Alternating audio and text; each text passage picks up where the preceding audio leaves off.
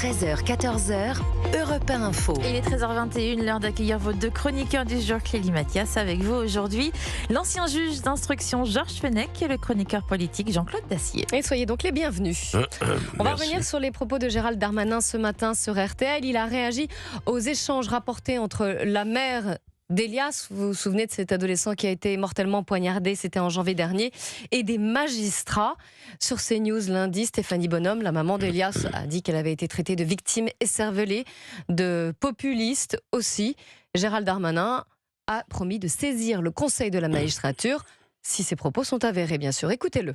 Je suis de son côté, que si les faits sont prouvés, je saisirai le Conseil supérieur de la magistrature. Les magistrats doivent non seulement devoir, avec beaucoup d'humilité, un accompagnement des personnes, des victimes, et madame, la maman d'Elias, comme son papa, sont des victimes de notre incurie à mal organiser la justice des mineurs. J'ai saisi moi-même l'inspection de la justice pour connaître exactement ce qui a mené. J'ai commandé une inspection et je l'ai rendue publique pour savoir qu'est-ce qui a déconné, pardon de ce terme, mais voilà, la justice, de manière générale, la puissance publique a déconné et nous devons changer les choses et je changerai les choses.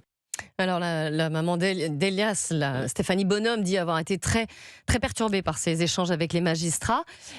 Vous qui êtes un ancien juge d'instruction, Georges Fenech, est-ce que cela vous étonne de la part de magistrats qu'on puisse dire ça à une mère de victime?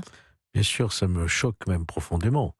Et c'est contraire aux obligations statutaires d'un magistrat. Si ces paroles, effectivement, étaient tenues, ou ces mots étaient écrits, ils relèvent d'une faute, d'un comportement.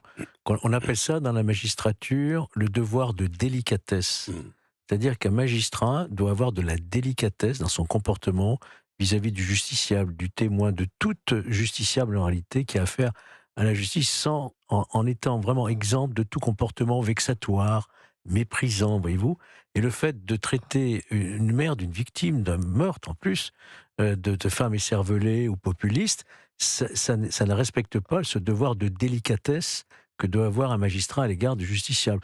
Donc c'est constitutif d'une faute disciplinaire susceptible d'entraîner une sanction disciplinaire par le Conseil supérieur de la magistrature. Devoir de délicatesse. L'expression est assez jolie. Oui, c'est un devoir. Mais, c'est inscrit dans notre statut. On a l'obligation de réserve, obligation d'impartialité et une obligation de délicatesse. Est-ce que vous avez déjà été témoin de ce genre de propos de la part de magistrats? Mais toute la France entière a été témoin avec le mur des cons. Qu'est-ce que c'était que le mur des cons? Sinon d'avoir épinglé dans un local syndical, comme des effigies, les portraits notamment de pères de famille dont les filles avaient été violées, assassinées par Guy Georges. C'est quoi ça? D'ailleurs, ils ont été condamnés, puisque la présidente du 5e magistrature, Françoise Marthe, a été condamnée pour injure publique par le tribunal judiciaire de Paris. Hein. Oh, quand même, quand même, 500 € d'amende avec sursis, quand même. Oui, ouais, avec sursis. Quand même, voyez-vous. Mais en même temps, à la clé, promu un poste élevé à la cour d'appel de Bordeaux. J'avais pas saisi ton humour, mais oui, j'ai bien compris. C'est pas de l'humour, c'est de l'ironie. Oui, c'est de l'ironie, on a bien compris, on est d'accord. Mais Jean-Claude Dacier, vous, qu'est-ce que cela révèle, selon vous?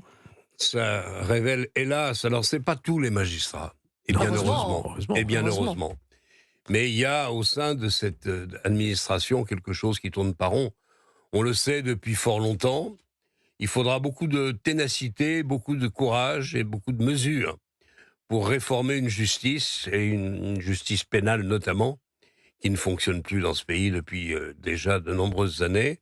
Mais honnêtement, que face à une mère de famille qui a perdu son enfant dans des conditions affreuses, mais il est mort tué à coups de machette, c'est ça? À la sortie d'un entraînement de foot, on sait même pas quel est le mobile sérieux et solide qui puisse même pas expliquer. On peut pas expliquer la mort d'un enfant. Quand vous allez essayer de comprendre ce qui a pu se passer, les faiblesses sans doute que la politique pénale a révélées à cet égard, puisque l'enquête a montré des défaillances. Il y avait des défaillances incontestables, les enfants n'auraient pas dû être en contact, ils l'étaient, etc., etc. Donc il y a eu vraiment... On a un dossier, donc, de la part du magistrat, un dossier qui n'est pas solide, loin s'en faut. On a une mère de famille qui vient, non pas se plaindre, mais essayer de comprendre, et on se comporte comme ça. Si les faits sont confirmés, c'est affreux. Et ça témoigne, hélas, Je ne dis pas d'un sentiment général, j'ai même dit le contraire au début de ma modeste intervention, mais honnêtement, il faudrait que la justice réfléchisse et réagisse. On ne peut pas continuer avec cette justice-là en France. C'est impossible quand on est confronté à un monde qui a changé, avec une criminalité qui a changé, avec un trafic de drogue qui a changé. Bref, on est confronté à une violence que nous ne connaissions pas il y a 20 ans. Il faut que la justice y réfléchisse et se réforme à son tour. Georges Fenech, il y a une petite musique qui monte ces derniers temps sur la responsabilité des magistrats. Oh, cette petite musique, moi je l'entends depuis très longtemps. Sauf qu'on n'a pas été capable, sous tous les gouvernements, d'instituer cette responsabilité.